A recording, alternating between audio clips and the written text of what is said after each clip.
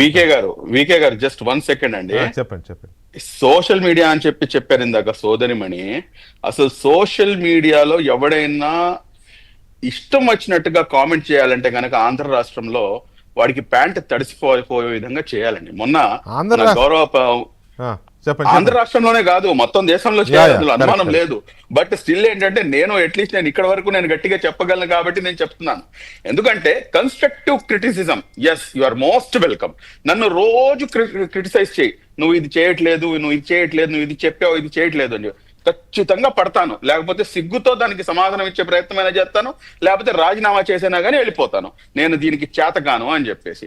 కానీ మీరు ఒక్కసారి నా అకౌంట్కి వెళ్ళండి సార్. ఒకసారి ఇందాక సోదరిమణి చెప్పింది కదా, మన కామెంట్స్ చూడండి అని చెప్పి, ప్రతి ఒక్కడు జగన్ బొమ్మ పెట్టుకున్నవాడే.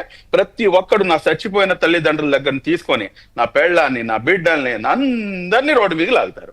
ఏంటి సార్ ఇది? ఎన్ని రోజులు అధికారంలో కూర్చొని ఈ ఎదవల్ని ఇంకా భరించాలంటే లేదు.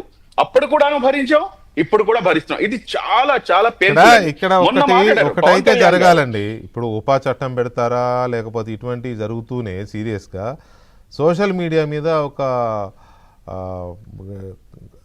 ఒక పకడ్బందీ చర్యలు ఉండాలి. ఏంటంటే లేకపోతే ఫేస్బుక్ అయినా, ట్విట్టర్ అయినా, ఇన్స్టా అయినా, ఇంకోటైనా ఎవరు అకౌంట్ ఓపెన్ చేసుకున్నా వాళ్ళ ఒరిజినల్ ఫోటో, వాళ్ళ ఒరిజినల్ నేమే ఉండాలి. అది ఖచ్చితంగా ఆధార్తో సీడింగ్ అయి ఉండాలి.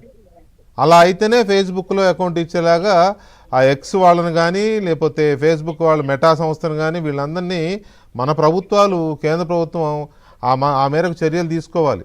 లేకపోతే ఇది ఎవరో ఏదో పేరు పెడతారు, ఏదో బొమ్మ పెడతారు, వాళ్ళు ఎవరో తెలియదు, ఎవడు తిడుతున్నాడో తెలియదు, ఎవడు ఎందుకు పొగుడుతున్నాడో తెలియదు. పొగిడేవాడిని నమ్మేలా లేదు. తెలుగుదేశం బొమ్మ పెట్టుకుంటాడు, చంద్రబాబు నాయుడుని తిడతాడు. జగన్మోహన్ రెడ్డి బొమ్మ పెట్టుకుంటాడు, వైసీపీని తిడతాడు.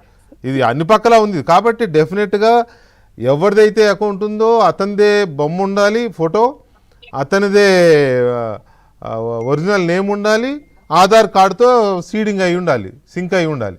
ఇలా చేయకపోతే ఈ ఆగడాలను ఆపడం కష్టం. ఎందుకంటే ఈ దౌర్భాగ్యం, ఈ దరిద్రం ఈ ప్రపంచంలో మన దగ్గర తప్ప ఎక్కడా లేదు, మన దేశంలో తప్ప ఇంకెక్కడా లేదు. కాబట్టి మన దేశంలోనే ఈ చర్యలు తీసుకోవాల్సిన అవసరం ఉంది. Anyway, thank you very much Shubli గారు, పట్టాభి గారు, యామిని గారు, కిరణ్ రాయల్ గారు, థ్యాంక్ యూ అండి.